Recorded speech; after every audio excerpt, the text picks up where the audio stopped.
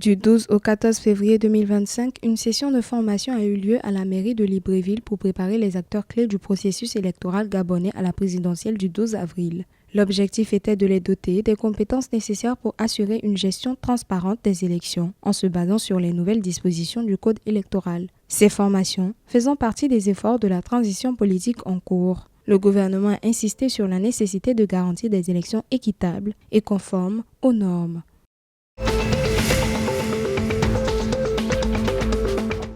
La République démocratique du Congo a interdit le 12 février 2025 les avions en provenance du Rwanda dans un espace aérien et sur son territoire. Cette décision est motivée par des préoccupations de sécurité en raison du conflit avec le groupe armé M23. Elle survient après une série de tensions croissantes entre les deux pays marquées par des affrontements militaires.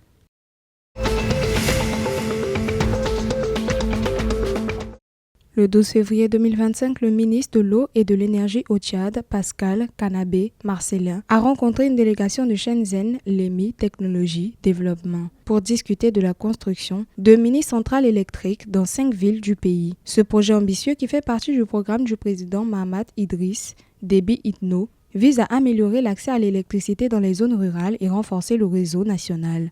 Il marque un partenariat stratégique avec la société chinoise apportant des infrastructures modernes au Tchad.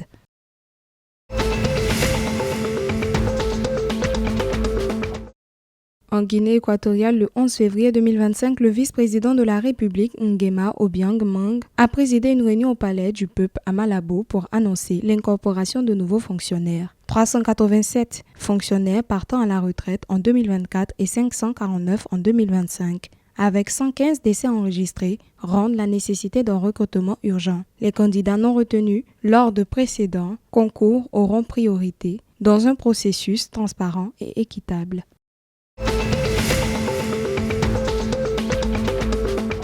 Le tribunal arbitral du sport a demandé à la Confédération africaine de football de réexaminer le recours déposé par Samuel Eto'o, président de la FECAFOOT, suite à l'annulation de sa candidature au comité exécutif de la CAF. Ce dernier conteste cette décision devant la plus haute instance sportive. Le TAS, agissant comme un arbitre impartial, a transmis le recours à la CAF pour répondre. Si cette dernière réagit favorablement, Eto'o pourrait participer aux élections du 16 mars 2025.